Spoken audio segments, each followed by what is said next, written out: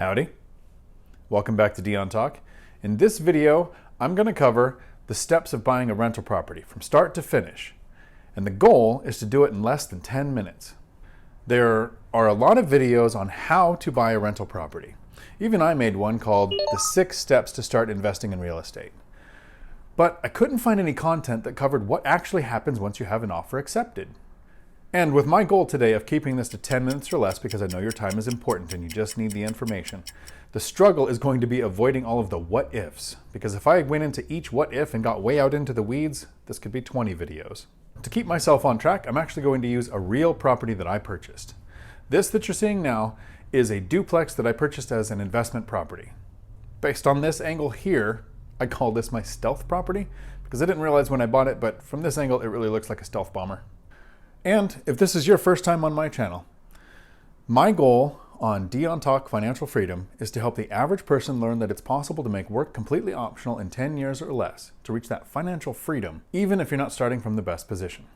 If that's something that you would like to learn, hit the notification bell, because then YouTube will let you know every time one of my videos comes out. And the more people that watches the video as soon as it comes out, the more likely the YouTube brain is to recommend my content to someone else. And I guarantee that there are other people out there that can benefit from knowing how much better life can be if we can make work optional. As I go through the steps of buying a rental property, when I come into a topic that could get me off into the weeds, I'll leave an image of a video that I made covering that topic, and I'll leave a link in the description below, just so that I can keep this video under 10 minutes. So I can get these out of the way. This is the video for getting started in real estate. To know that it's a good deal and you should actually make the offer, this is the video on how I run the numbers. For this video, I'm starting from the point of when you have an offer accepted. To get the offer accepted, you had your agent make the offer. You included a pre-qualification letter from a lender, which means that you've already talked to a lender, you got your credit score to the right amount, you have your reserve set up, you know how much you can qualify for. So in this case, I was qualified for a duplex to borrow up to about $600,000. The price I was offering was $300,000.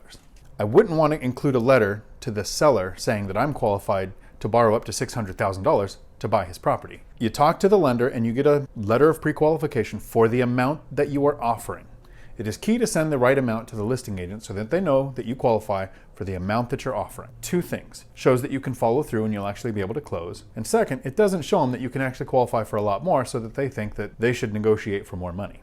The offer and the letter of pre-qualification are done the same, whether you're using a 0 down VA loan, 3.5% FHA loan, or a conventional loan with a down payment. My offer was rejected and they accepted somebody else's offer for a higher amount.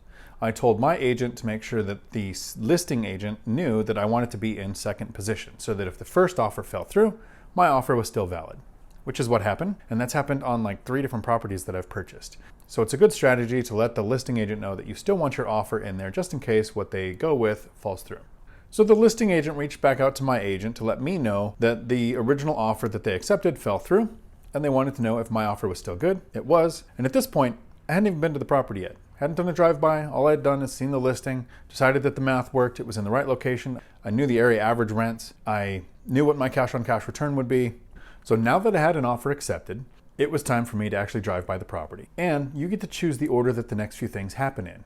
You need to have your lender set up an appraisal, and you need to set up an inspection. I recommend using an actual professional inspection so that you get an inspection report. And I made this video talking about how that inspection report is one of your strongest negotiating tools when it comes to negotiating once a property is under contract.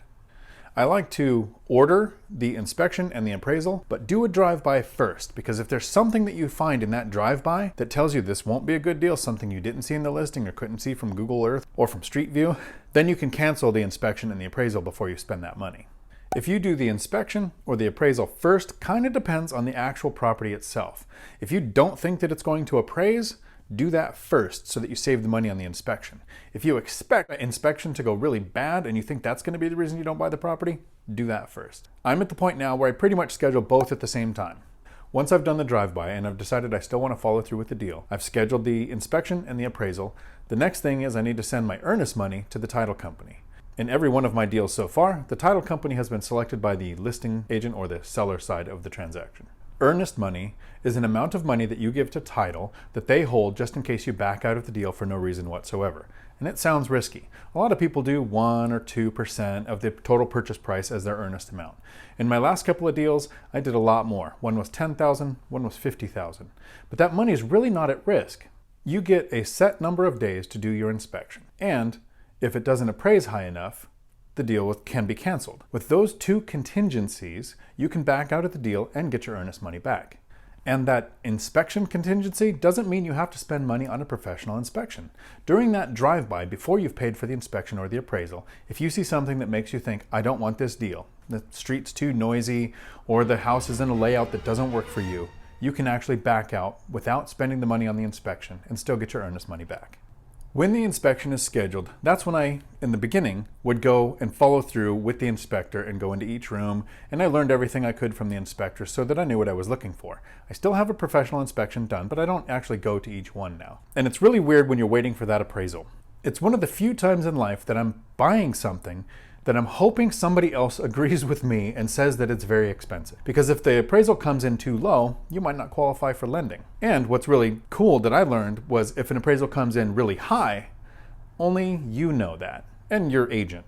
They don't send the appraisal to the selling side unless it's too low and you need to prove that you're not able to qualify for lending, which is actually kind of what happened in this transaction. The appraisal came back at $290,000. $10,000 lower than what my accepted offer was. Now, when an appraisal comes in a little bit low, you have a couple of options. One, you can tell the seller that you want to drop to the appraised value, that you don't want to pay more than a professional said it was worth. Two, you can agree to meet in the middle. The seller can lower their price a little and you can offer some more money in cash above the appraisal, since your lending won't usually lend more than what it appraised at. And in this specific case, the seller made a huge mistake. He was at the inspection, and while we were walking around talking, he shared with me that he was in the middle of a 1031 exchange, which, if you understand this, tells you that the seller was on a strict timeline. And I was the second offer after the first one fell through, so I knew he was pretty far into his timeline for this 1031 exchange. So me, having this information that the seller shared willingly, and unless your state requires that you share that information for some reason, I would never tell a buyer that you were in the middle of a 1031 exchange. It gives too much power in the negotiation to the other side, which is what I did. I had a lower appraisal by $10,000, and I knew that the seller was in a time crunch. So I basically said, I'm only going to pay $290,000 because that was the appraisal. If it has to go anything above that, I'll just walk away. So the seller acquiesced, and we agreed on $290,000. I saved $10,000 because of two things: the appraised value and my knowledge of him being in the middle of a 1031 exchange. So now the appraisal's done, the inspection's done, we didn't find any major problems, we agreed on a new price, and it seems like we're done. And now I just get the keys and away we go. But not today. I wish. This is when title and underwriting for lending do all of their work. Underwriting is going to ask you for a bunch of paperwork that you could have given them weeks ago if you knew that it was coming up. You know, to give them tax returns, pay stubs, but you're going to also have to have letters of explanation of anything weird that's happened in your bank account recently. I've never worked at a title company. I only have the perspective of somebody who's bought property. So I'm probably going to miss a whole bunch of things that they have to do. But this is where the title company protects you, the buyer. I'm sure they do good things for the seller too, but they're making sure that there's no problems with the property. There's no extra liens sneaking in from somewhere else. The utilities have been taken care of. It's going to be recorded with county. There's all of those steps that they do that take several days. So there's about a 10-day period where the seller and the buyer sit in this kind of limbo, kind of like those days between Christmas and New Year's where you really don't even know what day of the week it is. You're just waiting for this to be over. And the title company has a challenging job. There's a lot of math involved. They have to figure out how much rent's been collected by the seller that needs to go to the buyer. They need to figure out how to prorate things based on the day of the month. And then there's this gap as a buyer. Before you're going to have your first mortgage payment, it's usually after the first of the next month. So you get a gap month, just like when you do a refinance. And while I only have one or two more things to cover to wrap up here, I see that I am completely, epically failing on doing this in 10 minutes or less. Once title and underwriting are done with their work, they will schedule a time for you to go to what they call closing, where you sign the actual documents that finalize the deal. It's getting easier and easier to make the offers. My agents send me an email, I touch a couple signature boxes, and I send off offers. But we're not there yet with closing. It seems like we still have the need to kill a few trees. But when you finally sign closing, you're pretty much done. you'll get the keys, and then there's usually this pleasant surprise a couple of days later when you get a check, because title tries to overestimate how much things are going to cost because it's easier to send you a little bit of money than to send you a request for money. And just a quick tip, if you purchase a property that has people living in it, if there are currently tenants, they call them inherited tenants. As the new owner, you are bound by the existing leases. A lease is between the tenant and the property. It doesn't matter who owns it. So there you have buying a rental property from start to finish in as close to 10 minutes as I could pull off. Do me a favor, in the comments below, if there was any section of this that you wanted a little more detail on, let me know. My goal today was to keep this short, so I probably skipped over some things that you might like to hear. I hope I made it worth your time clicking on this video today. If you liked it, if you thought you got anything out of it, hit like, hit subscribe, share it with a friend. Maybe they can benefit from it too.